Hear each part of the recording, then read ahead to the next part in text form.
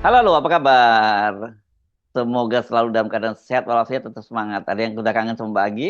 Nah, kita ketemu lagi bersama Mbak Agi dalam program Off the Record, membaca berita di balik berita. Ini di awal pekan, tanggal sekarang 26 Februari 2024 ya. Tidak terasa ini kita akan segera berganti bulan. Dan Mhm. katanya ada yang nggak sabar udah mau berganti, bukan berganti pemerintahan sebenarnya, menyerahkan jabatannya kepada anaknya untuk jabatan presiden berikutnya begitu ya Mbak Agi. Ini Pak Jokowi nih Mbak Agi. Ya. Mhm. Seru ya Mas Ersu ya. Ya, Jadi ya. rapat kabinet hari ini begitu sudah mulai menyinggung program dari eh, calon presiden dan wakil presiden ala quick count begitu. Iya, iya, ya, karena hari ini rapat kabinet untuk pertama kalinya itu yang satu ada beberapa hal yang menarik pada rapat kabinet kali ini. Satu, bahwa Pak Mhm. Jokowi rupanya ini sudah mulai membahas soal APBN 2025 dengan membicarakan soal alokasi anggaran untuk makan siang gratis. Ya, Mbak, ya. Mhm. Dengan begitu kan Mhm. berarti Pak Jokowi udah nganggap bahwa ya memang Prabowo dan Gibran yang sudah akan jadi penerusnya dia begitu ya. Dan kalau Mhm. kita kaitkan dengan pernyataan anggota Dewan Pakar TKN Derajat Wibowo beberapa waktu yang lalu ya berarti Pak Jokowi ini masih terus sebenarnya ini jilid tiga. Ini adalah eh, periode ketiga pemerintahnya Jokowi karena dia ikut juga menentukan kabinet kan begitu ya Mbak Agi ya. Nah, ini Mhm. ada catatan yang menarik saya kira. Nah, ini nanti list kita di sini karena banyak berita, jadi kita mungkin nggak list satu persatu, kita langsung masuk dan kita bahas-bahas gitu ya Mbak ya. Ada beberapa poin yang menarik hari ini adalah satu, AHY hari ini pertama kali mengikuti sidang kabinet ya. AHY ini Agus Harimurti Yudhoyono, Menteri ATR sekarang gitu. Dan di situ dia bertemu dengan Pak Muldoko dalam satu kabinet dan apa mereka bersalaman begitu ya Mbak Agi ya. Ini kan yang satunya menyebutnya seluruh pembegal dan yang satunya menyebut dirinya dibegal kan gitu. Ini bertemu ya. Berarti ini ada restoratif justice ala Jokowi begitu ya penyelesaiannya. Mhm. Karena berdamai kan antara antara Pak Muldoko dengan Agus Harimurti dan saya kira secara prestise ya posisinya Agus Harimurti lebih prestisius karena dia ada portofolionya dibandingkan Pak Muldoko. Pak Muldoko kan kepala staf presiden itu kan tanpa portofolio dan anggarannya juga lebih kecil ya Mbak Agi. Mhm. Yang Mhm. kedua Ibu Sri Mulyani ketemu dengan Pak Prabowo. Nah Mhm. ini juga bersalaman juga ya Mbak Agi ya. Iya, betul. Nah, Seperti mengucapkan selamat atau apa begitu. Yang jelas ini bersalaman lah. ya, dan ini konteksnya adalah persoalan tadi itu berkaitan dengan makan siang dan juga ada persentuhan di beberapa waktu yang lalu soal anggaran dari Kementerian Pertahanan yang nambah hutang baru yang itu yang sebenarnya ditolak oleh Sri Mulyani tapi kan kemudian karena Pak Jokowi mendukung Prabowo ya Pak Sri Mulyani mau nggak mau kita akan meneruskan itu. Tapi dalam kaitannya tadi dengan sinkronisasi anggaran, tentu sinkronisasi anggaran kepada presiden yang akan datang itu kan iya termasuk Mhm. soal uang apa program makan siang gratis tadi. Itu Sri Mulyani kan sudah menyatakan bahwa dia dia tidak nggak ikut-ikutan deh kalau soal sinkronisasi dengan presiden Mhm. baru dan itu berarti dia tidak mau masuk lagi dalam kabinetnya Mhm. Prabowo kalau seandainya Prabowo dan Gibran nanti yang dilantik jadi presiden gitu ya Mbak. Apalagi yang menarik pada sidang kabinet hari ini Mbak Agi?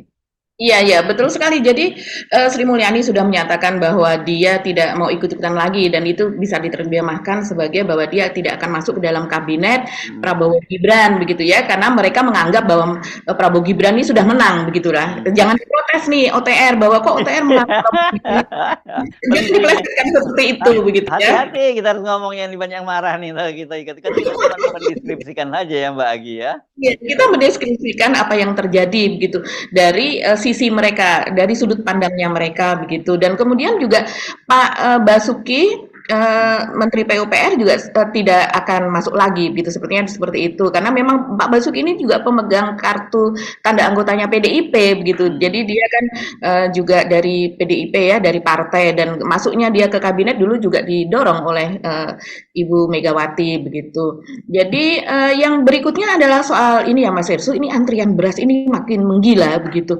Jadi makin luar biasa. Apalagi yang terjadi di daerah di mana banyak sekali kantong-kantong kemiskinan. Sementara di Jakarta saja begitu, seperti kemarin yang terjadi di Kelurahan Lubang Buaya dan juga di daerah Sunter, itu luar biasa ramenya. Terutama yang di Lubang Buaya Mas Ersu itu sudah tidak bisa mengantri lagi kalau yang di Lubang Buaya. Jadi sudah menggeruduk begitu seperti yang kita lihat ada di Sumedang, ada di di Bandung, di daerah Jawa Barat, di Sukabumi, di Jawa Timur, di Madura dan sebagainya.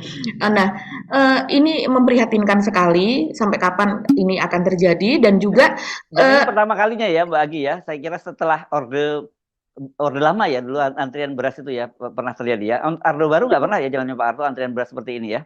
Ya, kalau saya melihat dari image-image begitu ya, Mas Hersu, foto-foto itu memang pernah terjadi, tapi itu hanya di tempat tertentu, di mana terjadi kekeringan, terus Oh iya kemudian iya iya. puso, dan kemudian ada bencana alam. Memang ada pemicunya begitu ya, tapi bukan berarti yang seperti sekarang menyeluruh hampir di seluruh Ini Indonesia kan kan ada kayak bencana sekarang. juga Mbak sebenarnya ini yang sekarang ini. Iya, El Bencana Nino yang itu bukan, maksudnya. bukan itu yang serius. Bencana elektabilitas keluarga kalau tidak itu di, di, kalau tidak bansosnya Iya, iya. diobrol gitu ya, Mbak Agi. Jadi ada yang lebih ketakutan akan terjadi bencana keluarga ketimbang bencana COVID yang sudah lalu Ya, karena dananya kan jauh lebih malah pada 2 tahun COVID itu lebih besar yang dana untuk bansos begitu Mas Hersu. ya. Dan juga mungkin ada beberapa nanti kita akan nyambung-nyambungin aja seperti kata Mas Hersu, seperti misalnya Menteri Agama yaitu Yakut menyatakan bahwa semua agama nantinya akan ditampung di KUA begitu, semua dijadikan satu, jadi tidak dicatat Untuk pernikahannya ya. hanya dan juga kegiatannya nantinya begitu. Oh, oke. Aula dari KUA itu nanti akan dipakai untuk beribadah secara bergantian, kurang lebih begitu. Ini perlu juga dibahas Mas Hersu. Yang lainnya juga soal sendok nih menarik nih lucu gitu. Sendok. Apaan tuh Ini sendok? Pak Luhut gitu kan mengendorse bahwa Cina akan berencana untuk melakukan investasi pabrik sendok dan garpu di Kenapa Indonesia enggak? begitu. Bukannya sumpit kalau Cina, Mbak? Kenapa mesti sendok di Indonesia? Hah? Iya iya betul ya, kita juga penghasil bambu ya. Iya begitu. Jadi ini nikel yang kalau kata Pak Said Didu ya begitu, mantan sekretaris BUMN yang kritis, dia mengatakan bahwa nikel Indonesia itu kan 90% itu dikuasai oleh Cina begitu. Yang tadinya janjinya mereka akan membangun pabrik baterai listrik dan juga akan membangun mobil listrik di Indonesia begitu ya.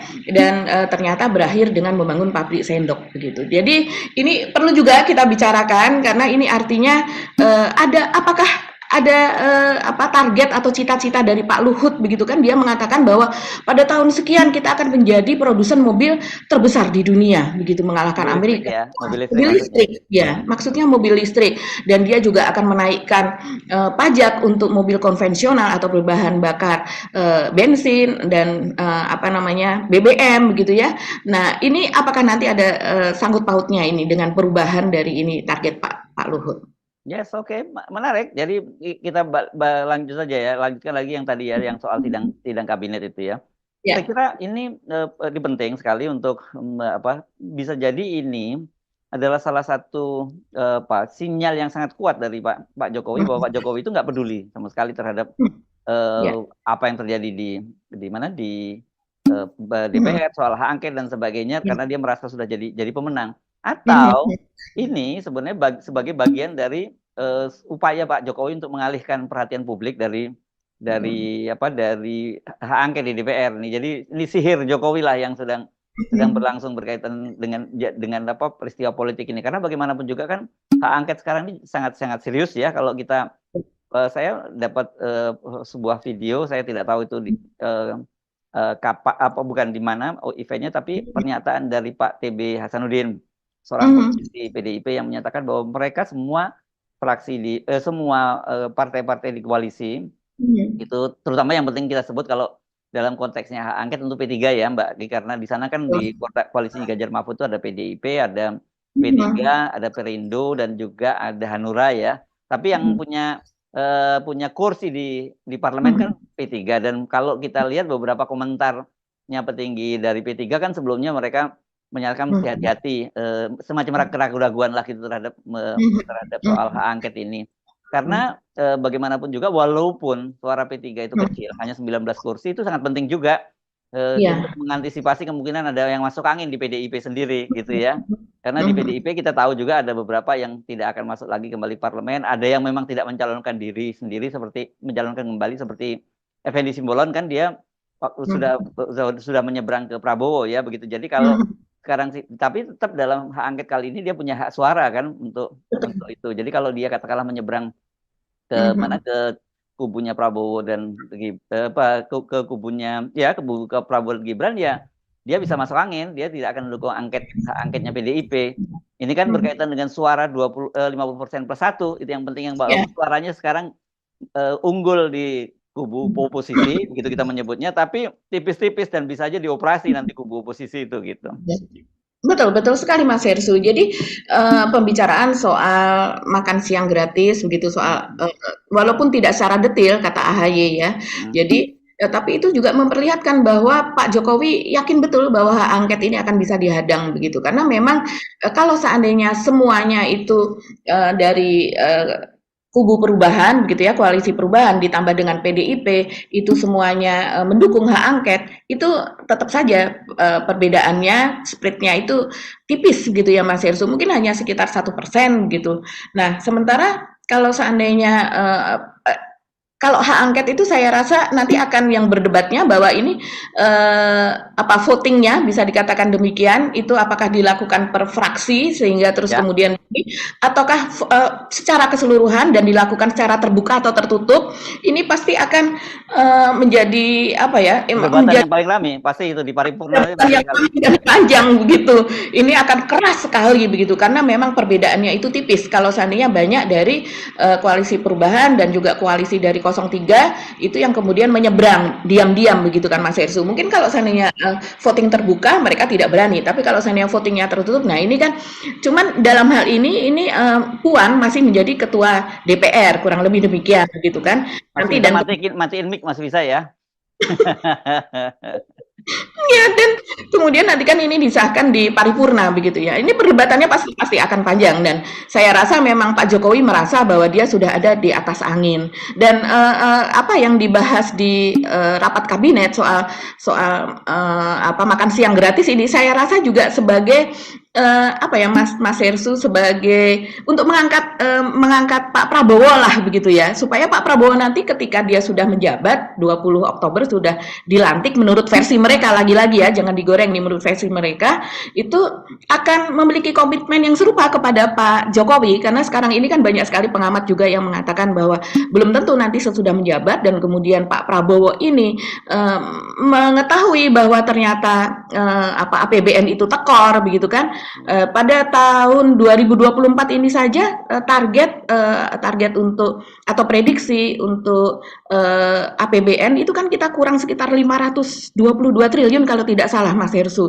Jadi pendapatan kita itu sekitar 2.700 2.800 dan kemudian anggaran kita begitu ya untuk APBN gitu sekitar 3.300 atau berapa begitu tepatnya saya lupa, tapi selisihnya begitu ya, defisitnya itu sekitar 522 triliun gitu. Ini kan luar biasa sekali, sementara Pak Erlangga Hartarto, Menko Ekonomi yang sekarang mengatakan bahwa walaupun tekor tahun depan pun begitu, tahun ini jelas tekor, tahun depan entah berapa, entah naik atau kurang, itu tetap akan dilaksanakan program makan siang gratis tersebut begitu. Ya, kita sudah bicarakan bahwa targetnya untuk tahun pertama sekitar 120 triliun ya. Tetap saja angka gede itu, Mbak. Ya kan tetap gede. Sangat-sangat besar Mas Hersu, karena kalau kita melihat ya anggaran untuk subsidi, berbagai subsidi ya, tidak hanya subsidi dari BBM gitu yang katanya akan dipangkas dan subsidi BBM untuk mobil motor dan sebagainya, dan juga untuk LPG yang 3 kg, yaitu nilai subsidi untuk tahun 2023 saja itu 269 triliun, itu sudah termasuk semuanya, termasuk bunga kur begitu ya, termasuk subsidi untuk kur saja ada 46 triliun, terus kemudian untuk subsidi pupuk itu ada 42 triliun, itu dari 269 itu dikurangi itu Mas Hersu, belum subsidi-subsidi yang lainnya. Jadi kalau yang tersisa itu hanya sekitar 89 triliun begitulah ya untuk subsidi LPG dan BBM. Ya artinya masih kurang juga, masih defisit juga kalau untuk membiayai yang 120 triliun. Padahal tidak mungkin seluruh subsidi itu dipangkas seluruhnya, tidak mungkin gitu. Saya kira kan gini, sebagai perbandingan ya, proyek yang sangat ambisius dari Pak Jokowi soal ibu kota negara ya. Itu kan Mhm. anggarannya awalnya 466 triliun pada waktu itu ya Mbak ya, dan yang Mhm. dicadangkan dari APBN itu hanya 20%. Jadi artinya Iya. sekitar 90-an triliun sekian pada waktu itu. Nah, kalau makan gratis ini kan total itu sebenarnya yang direncanakan seperti kata Budiman Sujatmiko setahunnya 450 triliun. Setahun loh Mhm. ya. Jadi Iya. setahun itu bikin ibu kota baru bisa itu. Dan kedua, itu kemudian tadi itu katakanlah ternyata mereka nggak sanggup penuhi kalau per tahun pertama 450 triliun, dipenuhinya 120 triliun, itu tetap lebih besar dari dana pemerintah yang dialokasikan untuk ibu kota negara baru. Jadi ini betul-betul ini proyek yang gila-gilaan. Tetapi sekali lagi, kalau kenapa itu dibahas sekarang, saya menduga Mbak, kalau tadi Anda menyatakan Pak Jokowi merasa di atas angin, itu kan merasa ya begitu ya. Mhm. Tapi sebenarnya ini kita bisa baca betapa Pak Jokowi menggunakan jurus baru ini seperti jurus bansos gitu kan. Karena sekarang Mhm. Mhm. rasanya kalau mau gila-gilaan bansos seperti kemarin menjelang Pilpres ya nggak kuat juga lah pemerintahan sekarang ya. Jadi ini menggunakan jurus baru yang kemudian dikaitkan dengan, saya kira kok bukan pemerintahnya Pak Prabowo yang jadi fokus ya Pak Jokowi, pemerintahnya Gibran gitu yang saya kira Mhm. jadi fokusnya kan. Kalau pemerintahnya Pak Prabowo kan ya sebenarnya Pak Jokowi nggak ada kait mengaitnya, yang lebih kait mengaitnya kan pasti Gibran gitu kan Mbak ya. Nah ini yang saya kira kita justru melihat ini sebagai sebuah kecemasan dari Mhm. Pak Jokowi untuk mengalihkan perhatian publik gitu dari hak angket. Karena kalau kita lihat dari undang-undang MD3-nya ya, hak angket ini kan sebenarnya kalau di inisiatifnya pasti jadi karena cuma dibutuhkan 25 suara anggota DPR dari dua Mhm. fraksi. Itu jalan udah jalan dari katakanlah Mhm. dari koalisinya PDIP sendiri bisa jalan kalau P3 tidak kabur kan gitu. Tetapi Betul. kemudian kalau akan sampai pada paripurna dan kemudian pembentukan panitia Mhm. khususnya hak angket itu dibutuhkan 50% plus satu. Ini di sini nih operasi-operasinya yang akan seru terjadi gitu. Nah, dan Mhm. itu yang saya kira membuat ini nanti jadi kita sambung sekalian ya, mengapa kemudian seolah-olah opini ini terjadi pertempuran opini kan dari para ahli hukum ya.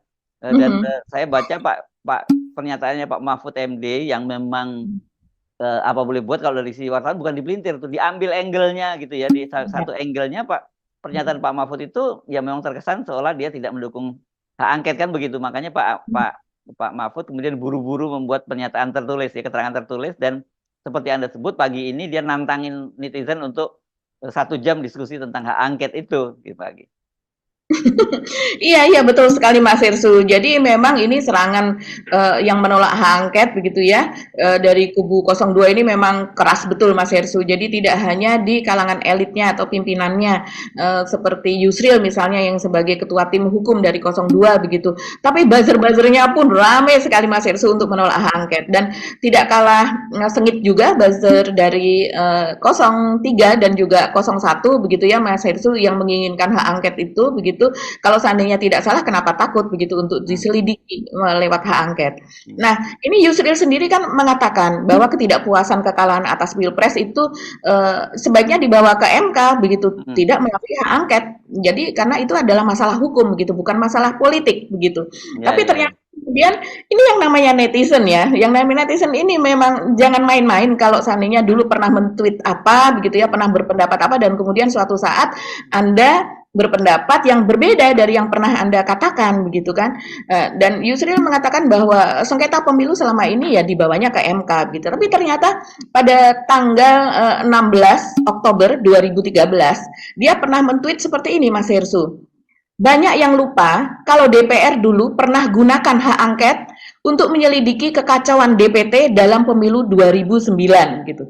Dan itu diberi nomor 17 oleh Yusril. Jadi rupanya itu adalah merupakan kuliah Twitter gitu ya, cool tweet begitu istilahnya atau thread begitu kalau untuk sekarang. Jadi ketika itu pada tahun 2009 itu terjadi kekisruhan DPT ya. Ya. Jadi memang DPT itu masih tidak jelas begitu, ada penggelembungan, ada kekurangan apa dan sebagainya, ada yang tidak mendapatkan hak apa dan sebagainya, sehingga kemudian ada dari anggota DPR itu Aryo Bimo ketika itu ya, ini dari PDIP itu yang menyerahkan daftar nama-nama anggota dewan yang mengajukan hak angket DPT kepada ketua DPR ke saat itu adalah Agung Laksono dan itu terjadi pada bulan April 2009 begitu. Jadi ini hak angketnya adalah soal hak partisipasi partisipasi pemilih warga yang sangat rendah dan banyak sekali yang tidak terdaftar pada pemilu 2009 tersebut. Yaitu ada bahkan mencapai 38 sampai 42% kalau menurut catatan dari PDIP sendiri begitu Mas Hersu. Nah, ini hanya soal DPT, bukan hanya sebetulnya DPT itu adalah sesuatu yang besar ya, tapi artinya soal DPT saja itu bisa diangketkan begitu waktu itu dan kemudian diusulkan untuk diangketkan pada waktu dan kemudian apalagi sekarang ini menyangkut kecurangan walaupun dari pihak Bawaslu Rahmat Bagja yang menjadi ketua Bawaslu mengatakan tidak ada kecurangan karena nama di dalam undang-undang pemilu itu adalah pelanggaran begitu kan. Ini sempat ramai juga Mas Hersu diperdebatkan. Dia mengatakan pelanggaran tidak ada, pokoknya tidak ada kecurangan. Dia kekeh ngomong seperti itu. Sementara yang namanya kecurangan itu bagian dari pelanggaran. Tidak mungkin kan misalnya di dalam undang-undang itu semuanya disebutkan begitu kan. Jadi biasanya itu nama yang umum dan kemudian di bawahnya ada apa saja sih pelanggaran yang dimaksud kan seperti itu gitu. Iya, iya, iya. Ini kan kalau kita ibarat pelari gitu ya Mbak ya, ketika mau ketika aba-aba belum ditiup, dia udah lari duluan dan ketika kemudian dia ditegur begitu katanya kamu melakukan kecurangan, dia ngaku nggak curang, saya cuma melanggar aja kok gitu kan, aturannya nggak boleh. Kan gitu ya. Iya ya itu kan seperti ya. Iya, Bawaslu yang ngomong, Bawaslu lagi ya yang ngomong ya. Iya lucu juga itu mendengarkan diskusinya Mas Hirsu belakangan ini selalu mengatakan begitu. Ini kan seperti pasal-pasal di kejahatan di kepolisian misalnya pembunuhan, membunuh misalnya kan tidak mungkin polisi kemudian mengatakan pembantaian terus kemudian dirajam misalnya seperti itu kan tidak mungkin itu masuk ke dalam kata-kata yang dipakai untuk di dalam pasal-pasal tersebut gitu baru kemudian nanti misalnya kayak di pengadilan atau seperti kita sekarang mau menjelang hak angket seperti ini baru di dalamnya itu ada breakdown-nya lah apa sih yang dimaksud dengan pelanggaran tersebut gitu. Jadi sebenarnya kalau kita melihat pernyataan Bawaslu, pernyataannya Pak Yusril bahkan juga Pak Jimriya Sidiki dan sebagainya gitu yang menyarankan kan kalau ada sengketa itu ya dibawa ke Mahkamah Konstitusi. Orang kan udah pada ogah duluan. Sorry ya, nggak pada mau, nggak udah tahu bahwa ya pasti ya nggak ada gunanya. Makanya yang paling tepat untuk dibawa ya ke ranah politik kan begitu ya soal ini karena benar bahwa mungkin ini bukan mungkin ya KPU-nya nggak bisa dijadikan hak angket ke KPU tapi kebijakan pemerintah itu bisa itu ranah dari hak angket dan kita tahu sebenarnya yang dipersoalkan utama itu kan adalah kebijakan pemerintah dalam kecurangan ini kalau KPU dan sebagainya itu kan sebenarnya mereka cuma operator-operator di lapangan yang diperintahkan untuk melakukan itu karena kita tahu bahwa siapapun sekarang ini kalau yang menjadi komisioner KPU itu dia pasti proksi dari kepentingan partai politik atau kepentingan pemerintah. Nggak mungkin kalau Anda orang independen sekarang masuk menjadi anggota KPU dan Anda lolos di pansel apalagi kemudian lolos di DPR. Nggak mungkin. Jadi ya memang sejak awal memang curang. Tapi kemudian orang bertanya ya kalau tahu curang kenapa tetap masuk tetap ikut pemilu. Nah, itu bukan urusan kita ya karena itu urusannya partai politik dan urusannya para capres. Kalau kita posisinya sejak awal FNN itu sejak awal nyatakan ya memang ini sejak pemilu ini mulai dari aturannya dibuat bahkan siapa yang boleh bermain itu sudah ditentukan. Kemudian kalau kemudian terjadi pelanggaran wasit yang menentukan juga sudah diatur sebelumnya. Jadi memang nggak ada guna yang paling benar sekarang itu yang melalui hak angket gitu. Iya betul sekali apa yang dikatakan Mas Hersu yaitu bahwa semuanya kecurangan itu yang memang sudah diantisipasi dari awal nanti yang akan dilakukan ini banyak pengamat politik juga yang akan mengatakan bahwa ini adalah desain besar yang sudah dilakukan tidak hanya tahun ini atau tahun yang lalu tapi bahkan tahun-tahun sebelumnya seperti misalnya untuk pansel KPU dan Bawaslu itu salah satunya anggotanya adalah Juri Ardiantoro ya Mas Hersu dan dia adalah salah satu tim ses Pak Jokowi untuk Pilpres begitu tim ses untuk Pilpres, kemudian dia bertugas di istana kalau tidak salah dan di situ di KSP, kemudian dia ditugasi untuk menjadi panitia seleksi KPU maupun Bawaslu dan sekarang dia menjadi komisaris di salah satu BUMN begitu Mas Hirsu. Jadi tim sesnya Prabowo Gibran kan dia juga kan? Betul, menjadi tim sesnya. Jadi ini memang berkaitan begitu dan orang yang menjadi kepercayaan itu memang ditempatkan di berbagai tempat yang sangat strategis sehingga hasilnya ya seperti sekarang ini begitu. Ya ini jadi Jadi menarik ya, memang kelihatan kenapa saya kira saya lebih percaya bahwa apa yang Mhm. dilakukan oleh Pak Jokowi itu bukan bukan semata-mata soal kemenangan, tapi soal dia sekarang mencoba mengalihkan karena dia khawatir akan adanya hak angket itu, gitu. Jadi pengalihan Mhm. isu yang dilakukan oleh Pak Jokowi supaya publik kembali tersihir, kan begitu kan? Kan sihirnya Pak Jokowi melalui bansos, melalui BLT dan melalui alat-alat kekuasaan dia sukses lah begitu. Nah, sekarang dia mau coba ulang lagi kan untuk menggagalkan hak angket itu gitu. Iya betul, karena memang, seperti yang dikatakan oleh 03 tim hukumnya ya, mengatakan bahwa ini adalah untuk menyelidiki keterlibatan penguasa. Hmm. Keterlibatan penguasa artinya adalah keterlibatan rezim dan juga sebagai penyelenggara pemilu, yaitu adalah presiden. Presiden dalam hari ini adalah Pak Jokowi.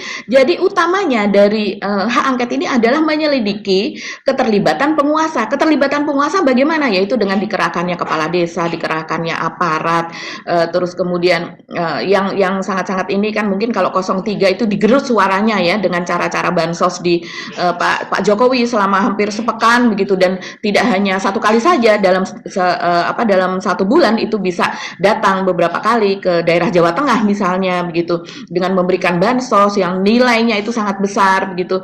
Dan kemudian juga yang saat ini operasinya sepertinya masih berlangsung itu Mas Hersu, yang dikatakan oleh 03 yaitu berusaha untuk memasukkan PSI itu ke parlemen begitu, karena memang dari pihak PSI sendiri bahkan mengatakan mereka yakin akan mendapatkan 6%. Nah ini dari mana? Sekarang saja 3% saja mereka susah begitu untuk naik. Ini suara dari mana nih yang akan diambil nih begitu kan? Jadi kecurangan itulah yang nantinya keterlibatan penguasa dalam cawe-cawe ini yang akan diselidiki. Jadi lebih kepada Pak Jokowinya. Tapi kemudian ketika Pak Jokowi itu menjadi endorser dari Prabowo Gibran dan dia melakukan ini karena anaknya itu akan menjadi cawapres atau menjadi wapres begitu ya. Nah, ini artinya juga keterlibatan dari Prabowo dan Gibran ini juga sejauh mana pasti akan masuk ke wilayah itu juga gitu. Yes, oke. Nah, udah kita bahas ya sudah soal hak angket, soal debat antara Yusril dengan Pak Mahfud ya gitu ya. Pak Mahfud clear ya, sebenarnya Pak Mahfud cuman cara berpikirnya legal formal gitu. Tapi dia menyatakan juga sama seperti yang Anda katakan tadi Mbak Agi ya, bahwa ya kalau untuk pemilunya tidak, tetapi untuk untuk kebijakan pemerintah yang melanggar undang-undang ya bisa dilakukan kan gitu ya kira-kira Pak Mahfud ini poinnya Mbak ya. Iya iya iya. Jadi, kalau dari, beberapa yang dikatakan oleh tim perubahan kan, mengatakan ya nggak mau kalau seandainya ke MK begitu, Hmm. karena di sana sudah dihadang sama Paman Usman begitu Hmm. kan. Hmm. Apalagi Paman Usman sekarang berusaha betul untuk bisa, Comeback ya. naik begitu, untuk bisa comeback menggantikan Pak Soehartoyo begitu kan. Nah, jadi ya memang situasinya saat ini kita masih belum tahu ya, apakah tetap jalur MK itu akan dibawa ke sana dan sementara hak Saya angket kira ini tetap enggak. Kalau lihat ini bisa mereka tahu. jadi. Ya, bisa jadi tidak. Tapi kalau untuk Pak Mahfudnya sendiri, Mas Herssu, saya tertarik nih. Pak Mahfud ini kan memang dia apa saja dikatakan gitu ya. Dan apa tujuan sebenarnya dari apa yang dikatakan ini? Dia sebenarnya tahu bahwa ini pasti akan ada bagian yang digoreng karena sudah berkali-kali pernyataan Pak Mahfud ini digoreng.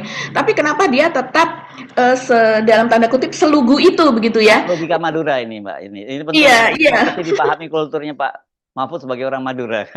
Ya, Gini. tapi dulu Pak Mahfud juga ketika menjadi ketua tim sukses dari Prabowo tahun 2014, ketika kemudian itu dibawa ke MK, Pak Mahfud langsung mundur kan. Dia mengatakan, saya tidak ikut-ikut. Dan dia tidak, akhirnya dengan memakai tim hukum lain. Padahal Pak Mahfud sebagai ahli hukum tata negara, yang waktu itu Pak Mahfud kan sempat tahun 2014 itu juga digadang-gadang menjadi cawapres dari Prabowo, tapi kan tidak jadi begitu kan. Terus kemudian malah diambil oleh Prabowo karena ya dia mantan ketua MK dan dia ahli hukum tata negara, dengan harapan nanti kalau terjadi sengketa pemilu Pak Mahfud lah yang maju. Dan ini pernah juga dinyatakan oleh Prabowo dulu kekecewaannya begitu ya Mas Hersu, kenapa Pak Mahfud tidak mau ikut maju. Jadi ya memang pribadi yang unik lah Ya, Pak unik ya. Mahfud ini gitu. Ya, oke. Oke, kita pindah ke topik berikutnya ya, Mbak Agi. Apa soal harga berkaitan masih kita kaitkan aja soal harga-harga ya, soal antrian beras, soal harga-harga naik, soal subsidi itu harga BBM yang akan naik. Saya kira kita masih ada kaitannya ke situ, Mbak Agi. Iya iya iya Mas Hersu. Jadi kita lihat antrean yang di Jakarta ya. Ini ada gambar-gambarnya, foto-fotonya nih kemarin. Ini pada hari Sabtu Minggu begitu ya, pada Di Jakarta ini ya Mbak Agi ya? di Jakarta Mas Hersu tanggal 25 dan 26 ini ada di Kelurahan Sunter dan juga di Kelurahan Lubang Buaya, Jakarta Timur begitu ya.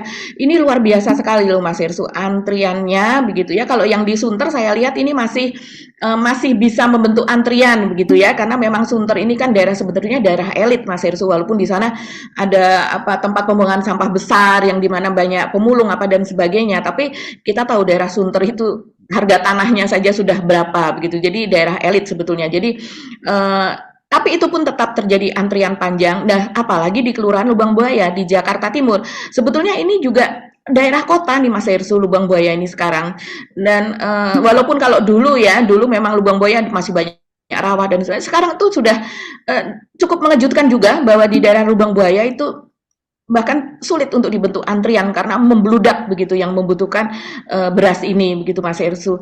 Nah, yang menarik lagi saya lihat netizen begitu ada yang menyelidiki biasa netizen yang ngulik begitu, yang melihat bahwa Pak Jokowi kan mengatakan bahwa di seluruh dunia ini harga beras naik begitu akibat dari El Nino yang panjang, akibat dari apa namanya ada perseteruan apa antar negara apa dan sebagainya begitu ya, dan kemudian harga pangan ini menjadi naik, terutama untuk beras ini naik. Tapi ternyata Mas Hersu harga beras di Eropa saat ini begitu atau yang di Inggris begitu ya, atau di Eropa itu berarti dia memakai euro begitu, harga beras itu senilai 1,3 euro begitu. Itu dengan kalau saya lihat yang di capture itu harga untuk di Carrefour begitu ya. Saya tidak tahu apakah Carrefour ini ada di Perancis ataukah ada di mana begitu ya, atau di negara mana, tapi yang tercapture itu adalah harga untuk jaringan supermarket besar untuk Carrefour itu sekitar 1,3 euro per kilogram, yang artinya kalau seandainya dikonversi ke rupiah saat ini nilainya sekitar 21.900 rupiah. Loh, ini kok hampir sama dengan harga di Semarang yang 21.000 begitu.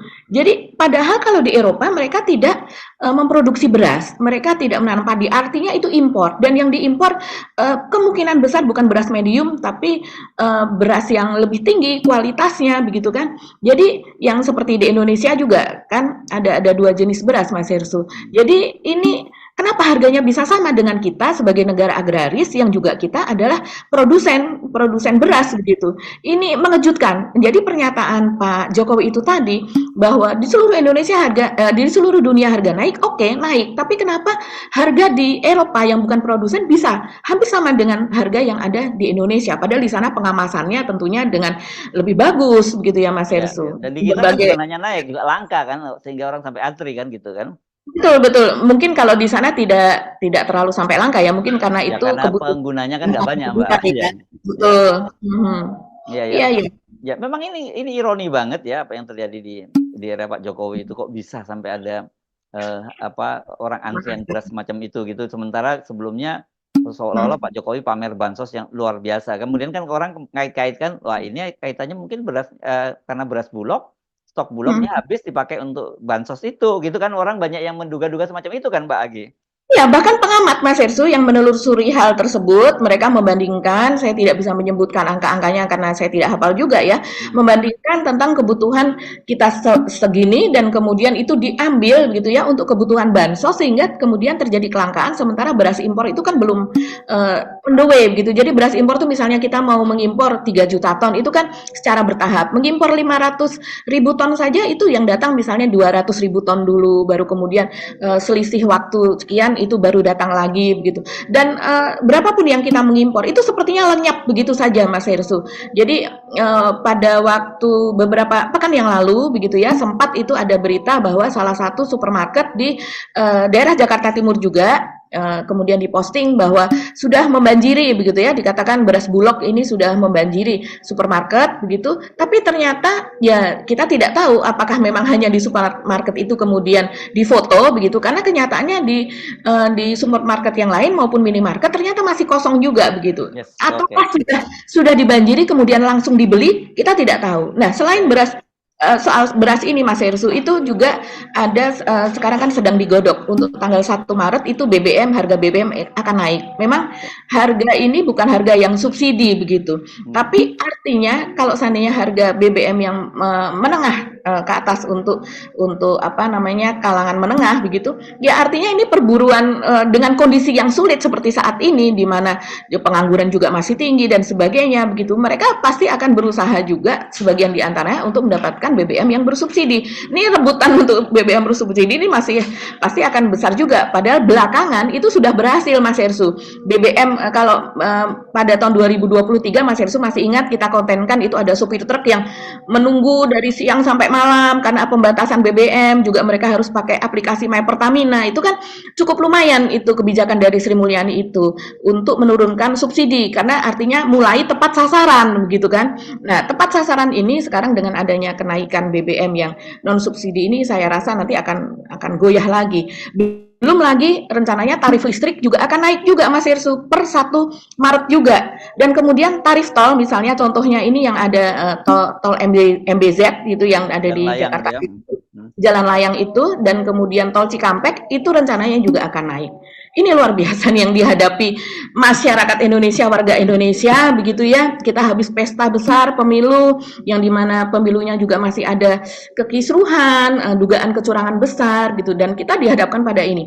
Tidak hanya beras, bahkan telur saja sekarang sudah mencapai 32.000 per kilogram. Dan dipastikan akan naik menjelang Lebaran ini akan semuanya akan naik lagi ya Mbak ya.